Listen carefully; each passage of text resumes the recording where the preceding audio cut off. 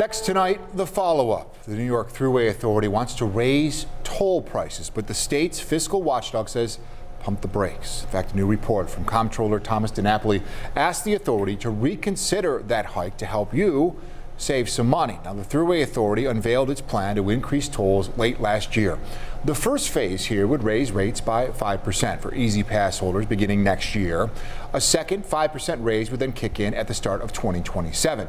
The authority telling us tonight this increase would only mean cents of an increase on the drive from Buffalo to Rochester.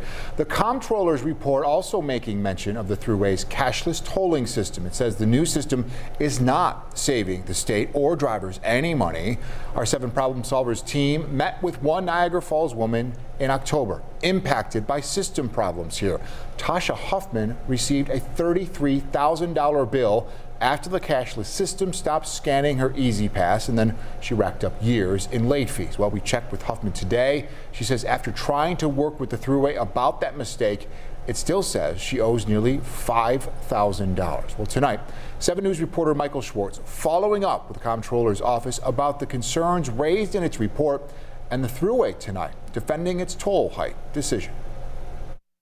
A new report from New York State Comptroller Thomas DiNapoli points to concerns with proposed toll increases of 5% in 2024 and another 5% in 2027 by the New York State Thruway Authority. I spoke with Maria Dulis, the state's Deputy Comptroller for Budget and Policy Analysis. The Comptroller's perspective is toll increases should be a last option.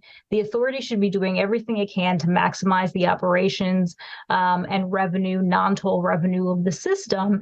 And so, based on the information available, it's unclear whether that's happening. The Thruway Authority tells me tolls are 90% of its revenue since it does not get any taxpayer dollars, and its 2023 budget even calls for 28% fewer budgeted positions than in 2010, adding, our toll revenue continues to go directly toward making the Thruway one of the safest highways in the nation. The toll adjustment proposal announced in December would be the first in 14 years for New York Easy Pass customers outside of the Mario Cuomo Bridge, and toll rates on the Thruway will continue to be some of the lowest in the nation. We would be happy to discuss this with the Office of the State Comptroller at any time. But Dulis says ongoing problems with the implementation of cashless tolls need to be addressed first. What that assumes is that the operations are efficient and that the performance of the authority is very high.